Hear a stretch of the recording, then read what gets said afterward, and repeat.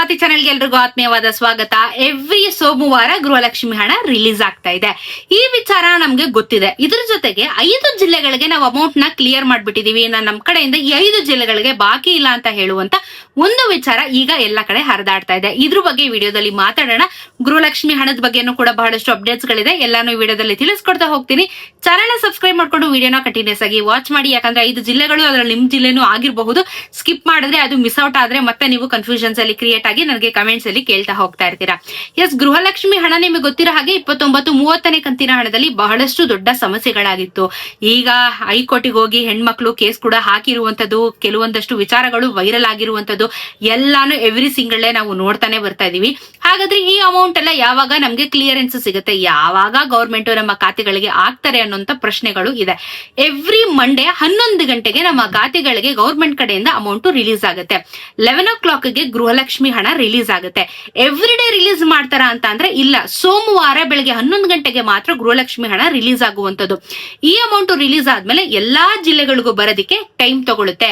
Monday to Monday ಆ ಒಂದು ವಾರದಲ್ಲಿ ಎಷ್ಟು ಕೋಟಿ ಹಣ ರಿಲೀಸ್ ಮಾಡಿರ್ತಾರೆ, ಎಷ್ಟು ಲಕ್ಷ ಹಣ ಇಷ್ಟು ಜಿಲ್ಲೆಗಳಿಗೆ ಹೋಗ್ಬೇಕು ಅಂತ ಹೇಳಿ ರಿಲೀಸ್ ಮಾಡಿರ್ತಾರೆ, ಅದು ಎಲ್ಲಾರ ಖಾತೆಗೂ ಹೋಗುತ್ತೆ.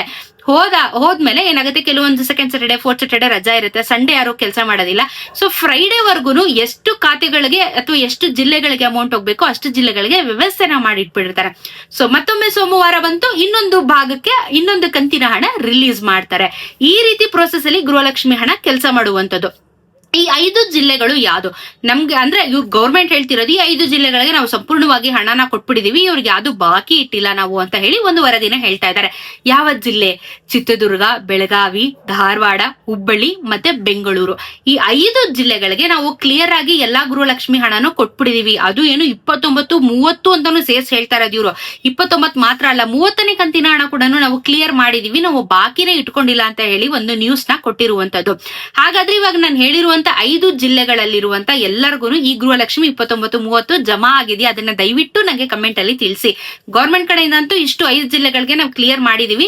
ಇನ್ನ ಬಾಕಿ ಉಳಿದಿರುವಂತ ಜಿಲ್ಲೆಗಳಿಗೆ ಸ್ಪೆಷಲಿ ತೊಂದರೆ ಆಗಿರೋದು 30ನೇ ಕಂತಿನ ಹಣ. ಇವಾಗ ಅದನ್ನ ಆದಷ್ಟು ಬೇಗ ಜಮಾ ಮಾಡ್ತೀವಿ ಅಂತ ಕೂಡ ವರದಿಯಲ್ಲಿ ಹೇಳಿದ್ದಾರೆ.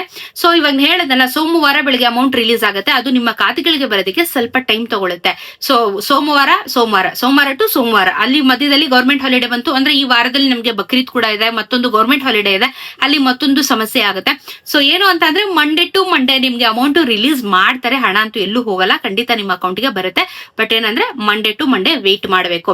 ಸೊ ಈ 5 ಜಿಲ್ಲೆಯವರು ನನ್ನ ವಿಡಿಯೋಸ್ ನೋಡ್ತಾ ಇದ್ರೆ ಅಮೌಂಟ್ 30th ವರೆಗೂ ನಿಮ್ಮ ಖಾತೆಗಳಿಗೆ ಬಂದಿದೆಯಾ ಅನ್ನೋದನ್ನ ನಂಗೆ ಕಮೆಂಟ್ ಅಲ್ಲಿ ದಯವಿಟ್ಟು ತಿಳಿಸಿ.